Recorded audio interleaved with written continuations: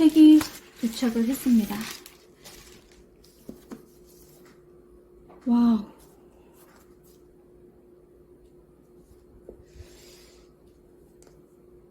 아기자기하고 표지가 좀 뭐라고 해야 되지? 귀여운 느낌이 드네요. 벚꽃 에디션으로 너무 잘 산 것 같아요. 보면 볼수록 화사하기도 하고 마음에 드네요. 불편한데 자꾸 가고 싶은 편의점이 있다. 40만 독자를 사로잡은 2022년 가장 사랑받는 소설. 또 2021년 올해의 책으로도 선정되기도 했습니다.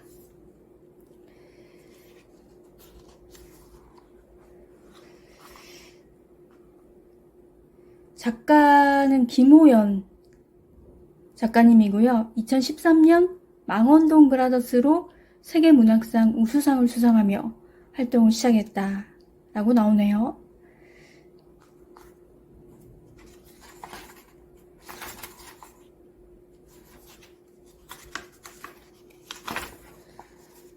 차례에 산해진미 도시락부터 해서 올레이즈까지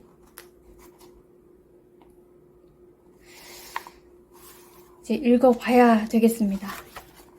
제가 책을 읽어보고 개인적으로 느낀 감상을 여러분들한테 전달을 해드릴 텐데요. 저는 다른 분의 어떤 감상이나 여기에 대한 이야기를 전혀 보진 않았어요.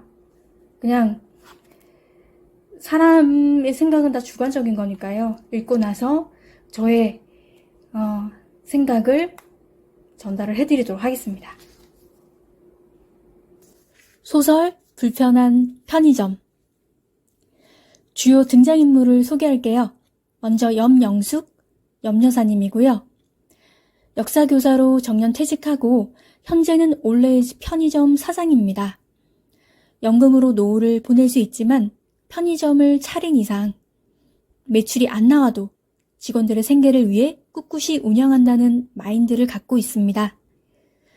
알바 입장에서는 나이는 많으시지만 센스 있고 인자한 사장님으로 친근한 느낌이 들겠어요.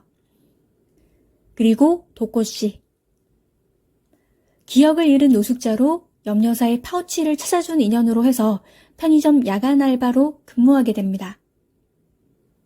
어리숙하고 말이 서툴지만 진심을 다하는 모습에 사람들은 조금씩 이끌리게 됩니다. 이런 사람들이 있어요. 그리고 시현. 공무원 준비생. 염여사를 잘 따르는 착실한 알바입니다. 도코씨의 제안으로 유튜브에 포스기 사용에 대한 쉽고 자세한 안내 영상을 올리면서 또 다른 인생의 시작을 예고합니다. 그 외에 오선숙, 병만, 인경, 민식, 곽 등 여러 인물들이 나오게 됩니다. 이 사람들은 우리 주변에서 듣거나 보거나 해서 흔히 볼 수 있는 그런 인물들이라고 보시면 됩니다. 우리가 살아가는 평범한 일상을 편의점의 직원과 손님들을 통해 좀 더 자세히 들여다보고 있는데요. 예상치 못한 곳에서 웃음 포인트가 한 번씩 나와서 편안한 마음으로 책을 읽을 수 있었습니다. 노숙자인 도코씨를 자신의 편의점에 데려와서 도시락을 먹게 하고 그의 진가를 알아보아서 편의점 일까지 맡긴 염여사. 그에 보답하듯 도코씨는 초과 근무까지 하면서 열심히 일했습니다. 좋은 사람이 좋은 사람을 만나게 된 거죠. 그리고 그 시너지 효과가 다른 사람들에게도 나타나서 파장을 일으킵니다. 도코씨는 말을 거의 안 하고 몇 년을 보내왔기 때문에 발음도 어눌하고 말을 잘 더듬습니다.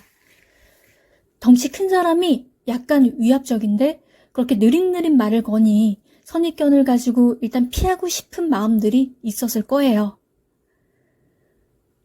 이분을 처음 보게 된다면 무섭기보다는 굉장히 어색할 것 같아요. 말 걸면 네 하고 단답형으로 하고 말 것 같은데 책에서 아주 독특한 매력을 보입니다. 그와 몇 번 짧은 대화를 나누면서 깨달음을 얻게 되는 사람들이 생기는데요. 시어는 독고가 추천해서 유튜브 영상을 올리고 난 후 편의점 점장 제안을 받게 됐고, 오 여사는 독고의 조언으로 아들에게 편지를 쓰고 카톡으로 장문의 답장을 한 아들과 소통을 시작하게 되었습니다. 그리고 인경은 독고의 모습을 보면서 시곡 작품에 대한 영감을 얻게 됩니다. 와, 굉장한 걸 얻었네요. 그리고 흥신소 일을 하는 곽이 독고의 뒤를 밟다가 독고 씨에 이어 편의점 야간 알바를 하게 되는 모습도 미소를 짓게 만들었어요. 생각지도 못한 스쳐 지나갈 수 있는 사람과의 관계에서 인생의 변곡점을 찾을 수 있다는 게 신기하기도 하지만 내가 살고 있는 현실에서 충분히 일어나고 있는 일들인데 자각을 못한 것일 수도 있다고 봅니다. 독고 씨는 한동안 기억의 문이 닫히고 노숙자로 지내왔는데 그의 전직은 의사였습니다. 병원의 문제가 본인과 연결되어 있고 떠날 수밖에 없었던 가족에 대한 아픔이 매우 컸을 겁니다. 죽을 만큼 모두 힘들었을 당시의 현실이 생생하게 그려졌으나 결국 용기를 가지는 모습에 대해 박수를 보내고 싶습니다. 장사가 아주 잘 되는 편의점은 아니어서 없는 제품도 꽤 많고 야간에 근무하는 아저씨는 범상치 않아 보여 제목 그대로 불편한 편의점이라고 생각할 수 있지만 역으로 익숙해지면 이렇게 편안할 수가 없다는 것을 느끼게 합니다.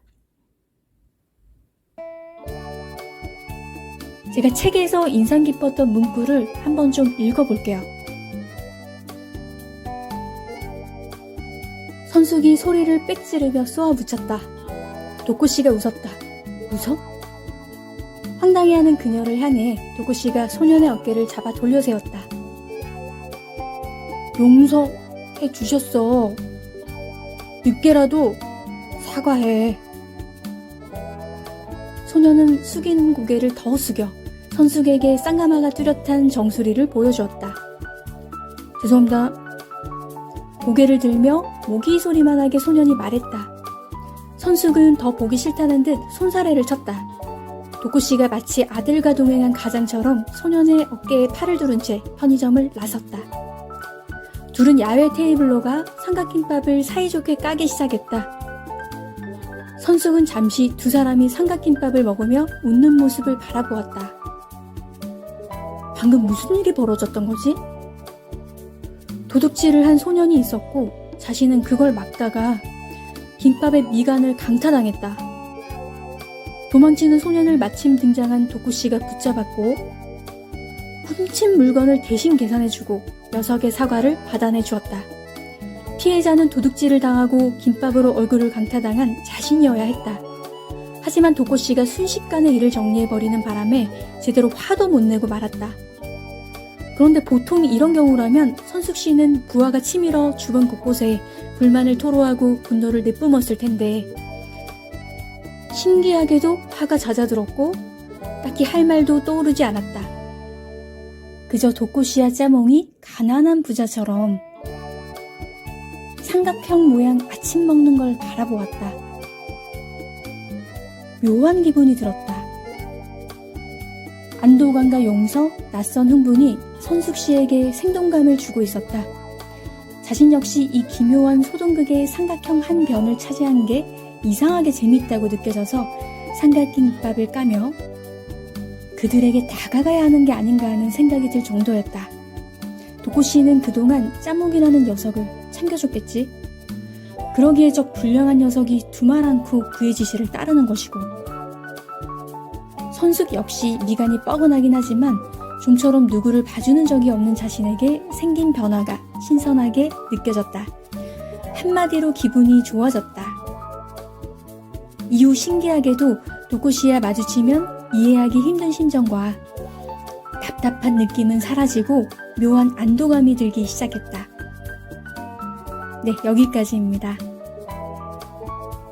사람의 얼어붙은 마음을 녹여주는 에피소드 중에 하나라고 볼 수 있겠고요. 나도 모르게 스며드는 이러한 능력이 또 한 번 미소를 머금게 하네요.